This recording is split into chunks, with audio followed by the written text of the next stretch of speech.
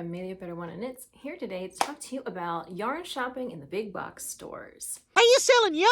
Because I love yarn. So what prompted this video? There's kind of an ongoing debate about acrylic yarn and other synthetic materials and yarns.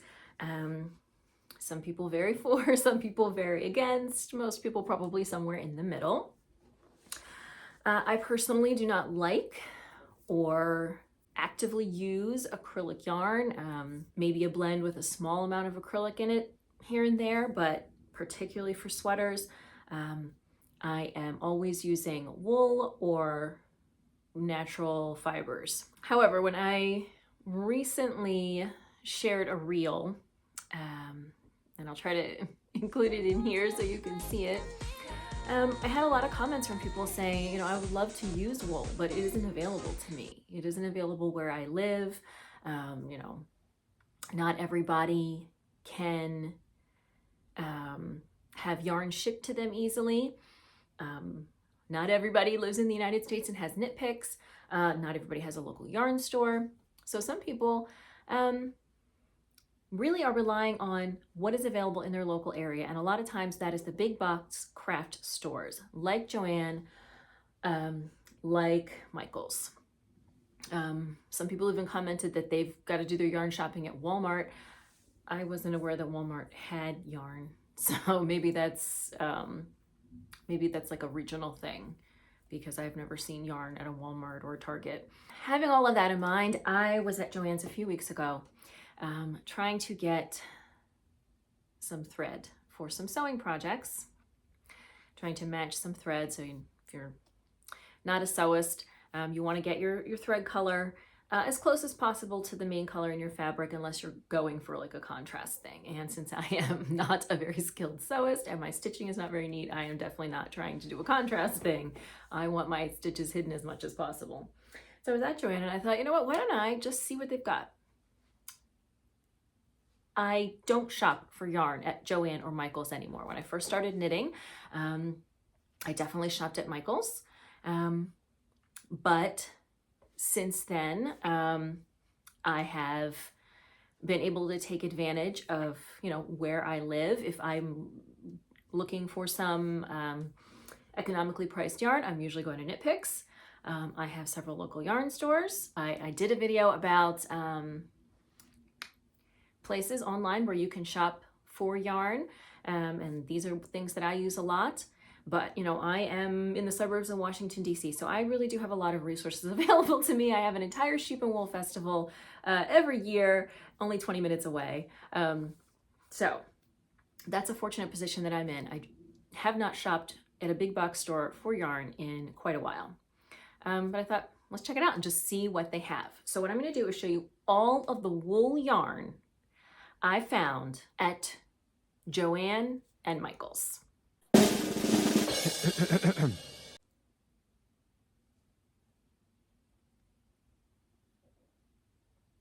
This is it. This is all of the wool yarn I found.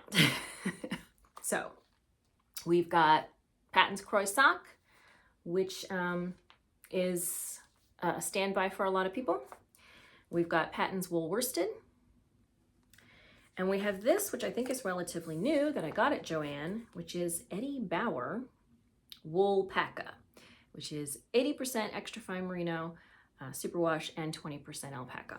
That's all they had for wool yarn. But here, let me throw some videos in here of my actual adventures to Joann and Michaels so you can check that out.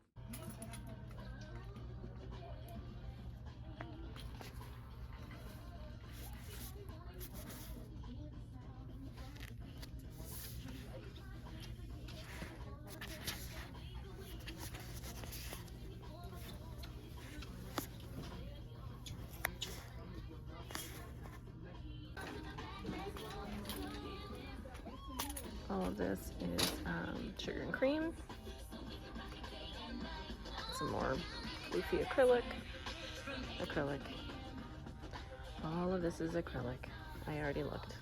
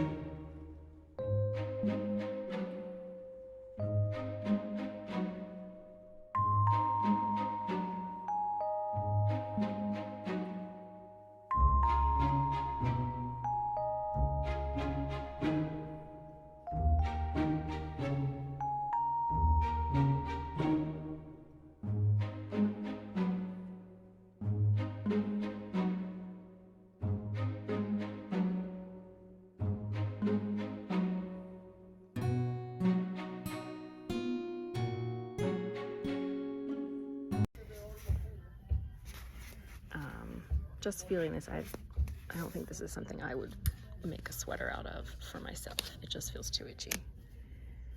But it is wool. And yeah, they've got 3 colors of that, and that's it. All of this is the Karen, the Red Heart,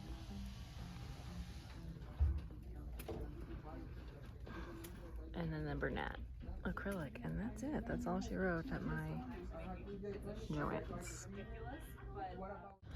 All right, for today's segment of this experiment, we are going to Michaels. Let's see what kind of non-acrylic yarn we can find here. Fingers crossed. Okay.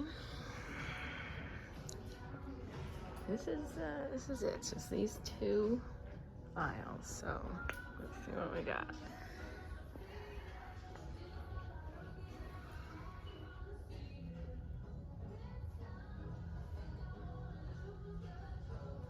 Our first 100% acrylic. I do like the barber pole styling.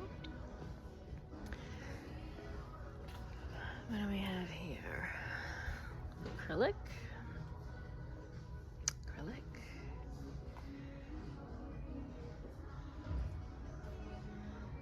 Acrylic. Acrylic. Acrylic. We are not off to a good start. Acrylic, but make it French.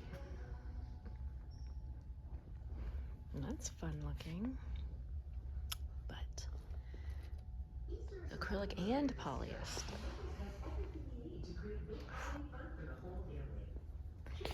Acrylic. Obviously acrylic. More of the Lion Brand Heartland, which is acrylic. This Hometown, is that also acrylic? Let's find out. Yes. Oof. All right, aisle 1, not great.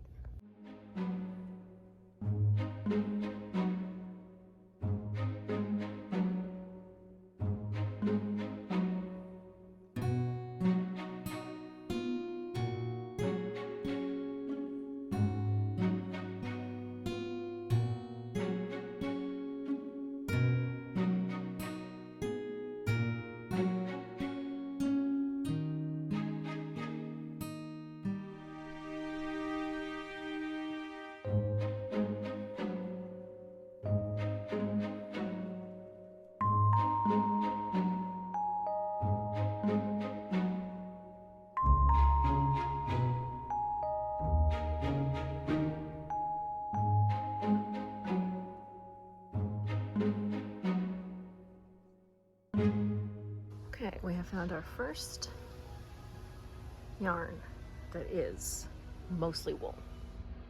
And it is Patton's Croissant. I have not used this before. As you can see, there is really not very much of it. Out of these 2 aisles, there's just this 1 column of some Patton's Croissant, and next to it I think is Patton's Classic Wool worsted. So far, these 2 columns are all the wool. Okay, we do have a little bit of cotton here.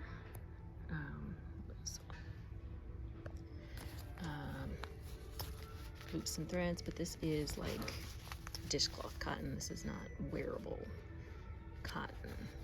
You can see it's kind of mixed in with the sugar and cream, so not garment grade cotton. I almost missed this nightmare of a oh, good Lord. Ooh, oh, yuck. Ooh, feels like wire. Scrubby, great for dishcloths. Well, I guess that's why.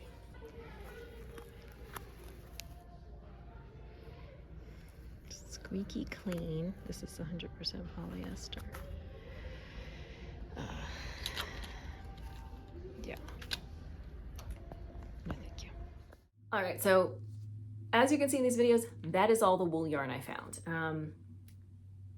Both of the Michaels had some things stuck to it. Had like a single column of bins with Patton's Croissant. They were pretty empty. But I got 2 balls of that. This is the Patton's wool worsted. So the Patton's classic wool worsted, 100% pure new wool, that's all it says. At 100 grams, 194 yards. That's a pretty standard worsted weight yarn. There wasn't a whole lot of variety. I got this kind of speckly one, and you'll see what I'm using for in a minute.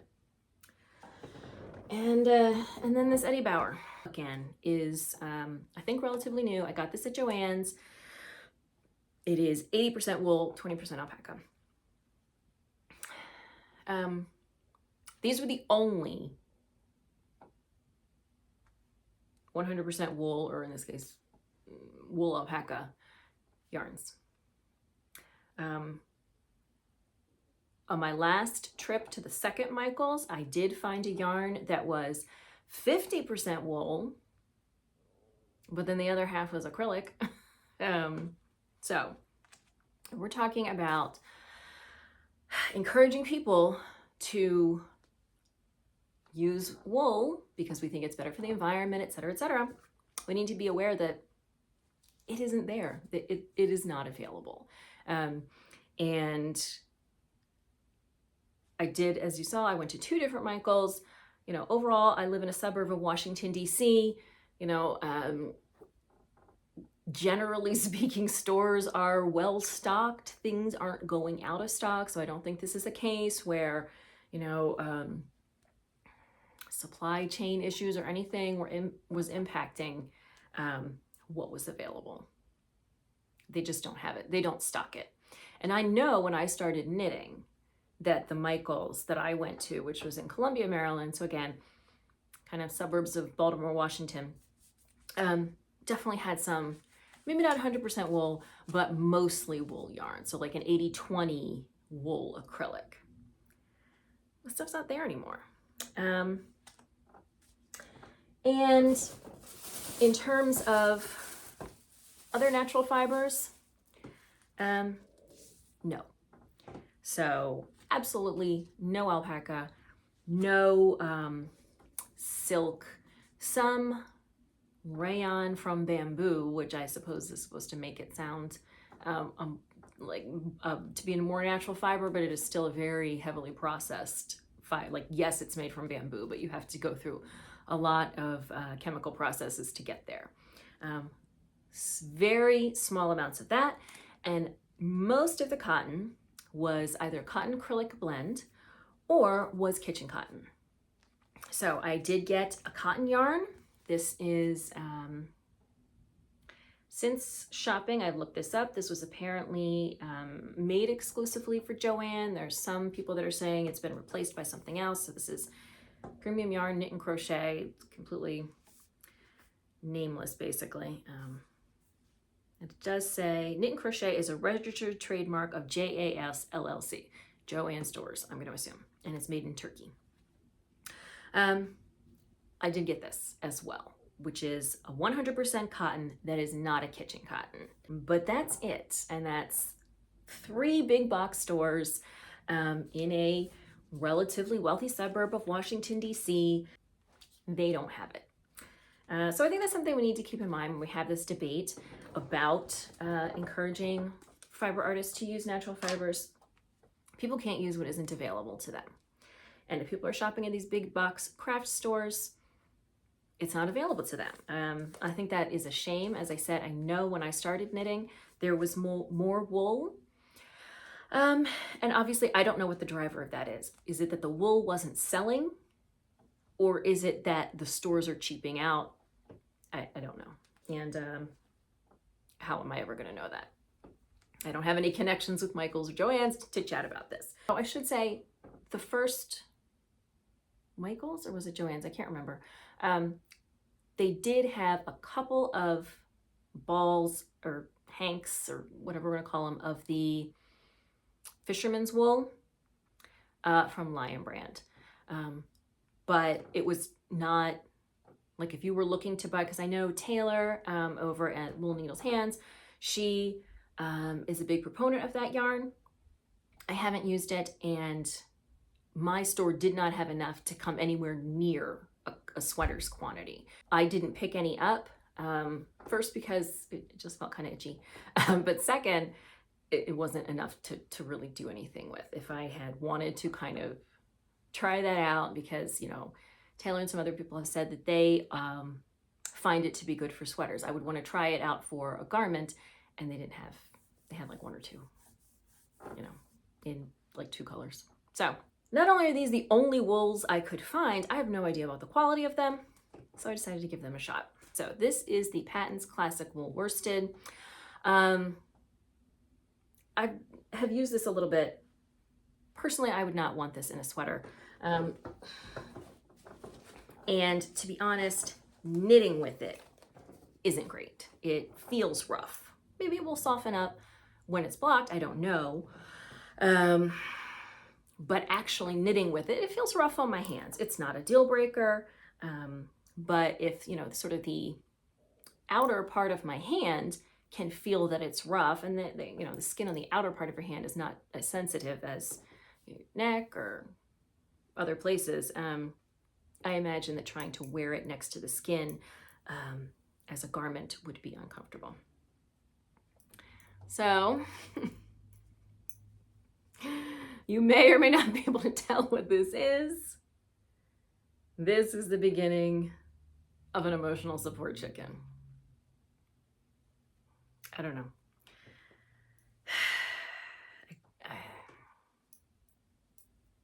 I tried to avoid it, but I failed. So I have started an emotional support chicken. I am hosting a kind of a little bit of a knit along on Instagram, where we just share photos and talk about how we can't believe we're knitting a chicken. And I thought this speckly yarn would be really cute for like a speckled chicken, or a marled yarn would look like a speckled chicken. So it seems to be working fine for this. And I imagine that if I were going to use this regularly, these are the kinds of projects maybe I would be using it for. So nothing that's going to be next to the skin. Maybe a hat. It does feel okay knit up. It is a little stiff, but of course I'm knitting at a tighter gauge, because if you're making stuffies, you want the fabric to be very dense so the stuffing doesn't come out. So it is fine for this, but again, it is feeling a little rough on my hands, and, you know, feeling it in the fabric, it doesn't necessarily feel like itchy, but it doesn't feel super soft either. So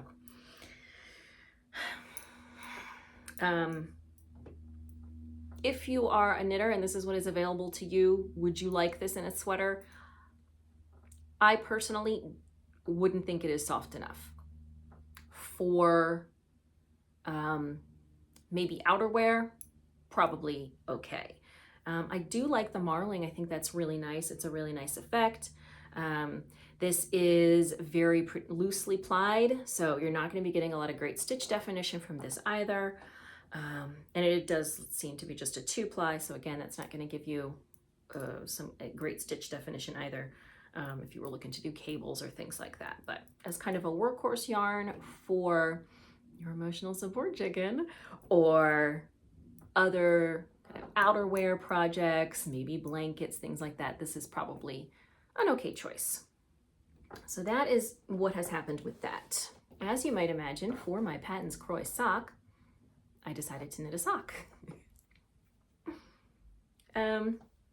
So first thing I noted about this sock yarn is that it is heavier than what you're probably used to for a sock yarn. I've lost the light. So this is, it's a 50-gram ball, I think. Yeah, it's a 50-gram ball, 166 yards. So if we were to convert that into, you know, a 100-gram skein of sock yarn, that's coming in around 325 yards. Alexa, what's 166 times 2? 166 times 2 is 332. Okay, so I'm so good at math. 332 would be a pretty low yardage for a skein of sock yarn. That's more like a sport weight yarn. So, and that's fine. There's nothing wrong with that. So I opted to go up to, so I usually knit my socks on a 1.5. So for this one, I went up to a size 2 needle, and I'm using 2 circulars just because that's what I happen to have available right now. And I do think that the patterning is really cute. The yarn itself is a little more rustic, again, than a sock yarn you are probably used to. So it says 75% wool, nameless wool, not merino, not superwash, 25% nylon. So I'm thinking this is going to make some pretty sturdy socks. They're probably not going to be the softest socks I've ever worn, but I think they're going to be pretty sturdy and hard wearing. And also probably pretty warm. So I usually do a 1x1 rib on socks because I find that a 2x2 rib on a superwash yarn gets stretched out too easily and doesn't pull back in. But I thought with this more rustic yarn, I would go ahead and try the 2x2 rib. Again, this is not a super soft yarn. It does not feel as scratchy on my hand as the classic wool worsted. But it is definitely not as soft as a superwash merino. The colors are really fun though. This yarn costs about $7 a ball, probably depending on where you live exactly. So that's an entire pair of socks for $14, which is definitely going to be a money saver compared to a $30 skein of indie dyed yarn. Again, you could probably do equally well, more or less, on knit picks, but it's not available to everybody. I'm looking forward to how this knits up. I know I could look it up, but I want it to be a surprise, just exactly how this stripe pattern is going to come out. And again, I think these are going to be sort of really, deep winter, woolly, hard wearing socks. I will say that the availability at the store, they had a few balls and a couple of colors, and that was it, which is not ideal. It's better than nothing, but literally this was the only, as I've said, only wool sock yarn. So if you're a sock knitter or you want to be a sock knitter, not only do they not have sock weight yarn, they don't have sock weight wool yarn. I mean, nobody wants to knit acrylic socks, but just that finding this weight of any fiber would be very difficult. All right, and then the last wool yarn was this Eddie Bauer Woolpaca, and I did keep my receipt. So this stuff is regularly $8 a ball and was on, no, I'm sorry, regularly $10 a ball, was on sale for $8 a ball. This is 277 yards. So let's say you wanted to get 5 balls to make a sweater. That's not terrible, $40. Would it make a good sweater though? So I did knit a swatch. And what I think I'm going to make with this is I don't remember what it's called. It's a slip over pattern. It's by Petite Knit. I've actually never knit a Petite Knit pattern before. And the gauge, as you can see, I haven't blocked this, so I don't know my gauge yet. The gauge in the pattern was 5 stitches to the inch on a US 6. I really didn't think I was going to get 5 stitches to the inch on a US 6. So this is a US 7, and this seems a little see-through for knitting a worsted weight yarn on a US 7. That said, it does have some alpaca, which is probably going to bloom, and to fill that in a little bit. However, and it does have that kind of slightly fuzzy alpaca look. I don't know if it's really going to show you. But it also has some, like, alpaca usually gives wool like a nice overall halo. This has some alpaca kind of sticking out in odd places, which makes me wonder if they haven't got some guard hairs, in there instead of like the nice soft main fiber from the alpaca. So it is a little airier than I might hope being knit up on a US 7, but it is soft. It was very nice to knit with. Again, I think it's going to have some nice bloom and drape after it is blocked, because that alpaca is going to fluff up, and the tension is going to even out, and we shall see. So if and when I start the project I might use this on, that will obviously be on the podcast. So this was from Joann's. They started getting some Eddie Bauer stuff. Like I noticed some Eddie Bauer fabrics. They had a couple of other Eddie Bauer yarns. They were all, one was a cotton, and the rest were some kind of acrylic or something. So I don't know if that's something they're going to be carrying all the time, if that was just, if it's kind of like a special line that it's going to be there for a short period of time and then move on. With Joann filing for bankruptcy, probably they don't know either. But if you've got a Joann's in your area and you can get your hands on this, this seems like it might be nice for garments. So, okay, 277 yards to 100 grams. That is pretty thin for a worsted. So this is probably, maybe it is a DK. Why did I think it was a worsted? Whatever. So it's a DK weight yarn. Might work as a light worsted with that alpaca in there. It might kind of floof up a little bit. I obviously haven't finished a garment out of it yet, but based on my swatch, this is a yarn that I would consider using in the future. And hopefully I will eventually get around to working on that pattern, and we'll see how it works up. All right, so that's all the wool, grand total of 3 different wools. And then I wanted to try the cotton that's not a kitchen cotton and see if it is a cotton that you could use for a garment. So I got a couple of balls of that, you know, premium yarn knit and crochet kind of sort of nameless brand. They were on sale for $4 a piece. I got 3 of them. That's a grand total of $12 whole. That should be enough for a summer top, some kind of sleeveless top in my size. What I'm planning to make is the Soho top by, I'm not sure if it's Kadri. I will include links down below. And that is a garter stitch top. So I have been making a little garter stitch swatch. So far I can say this is definitely softer than a kitchen cotton. It is not as soft as some other cottons I've tried, or any, you know, sort of cotton blends, but it is fine to work with so far. As you can see, I haven't gone very far. And my big concern is that a 100% cotton tends not to be very drapey. And it's usually nice to get something else in there just to give it a little more drape, whether that's linen, silk, wool in other, you know, in different climates. But, you know, mixing with some other fibers tends to give you a better fabric for garments, but we shall see.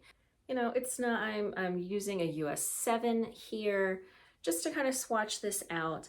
It is nice and soft. I have a sneaking suspicion that it's going to do that thing with cotton where after you wash and wear it, it starts to look a little bit faded. I don't know. Obviously it is too early, but it just has that kind of feeling. It's obviously my swatch is in garter stitch, which is not like a super drapey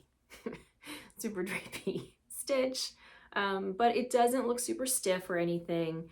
Yeah, so it's 180 yards for 100 grams, which is, yeah, I mean, this says US 5. I would not work this on a US 5. I think that would be a very dense fabric. I think that would be uncomfortable. So I am using US 7. They're saying it's a DK. I'm saying it's more like a worsted. as I start working on these projects like for real and not just swatches, I will be sharing them on the podcast so you can kind of keep track of what is happening with them, how the yarn is holding up, what's happening when it's actually worked into a garment, when it's blocked, all of that. But my initial reaction is maybe this is something you want to make a garment out of. It is certainly softer than a kitchen cotton, but I'm not really sold on 100% cotton summer garments. They just tend to be very heavy and stiff, and you know, unless you're using like a very open stitch, they can get a little overwhelming in the summer. They're not breathing enough, but we shall see. So another possible natural fiber from Joann.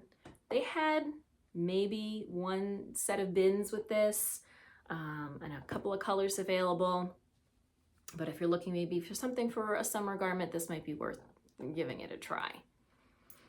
And that's what I'm gonna do. All right, so that is basically what I wanted to share with you today. My experience in attempting to shop for wool yarn at the big box stores. They barely have any. And my initial reactions to the very, very few wool yarns that I was able to find. As I said, I will keep you posted on the progress I make in the projects that I choose for these yarns over time over on the podcast, which, you know, I usually share a new episode of that about once a month, so be on the lookout for that. Thank you so much for joining me for this video. I hope you found it interesting and informative and maybe useful for your own shopping endeavors. If you did enjoy the video, I hope you will give it a thumbs up. Don't forget to subscribe. New videos every Saturday, mostly about knitting and yarn. If you're looking for me on social media, you can find me on Instagram, where we're doing that half-assed emotional support chicken knit along, and Ravelry as Media Peruana. And I will see you soon in another video. Bye.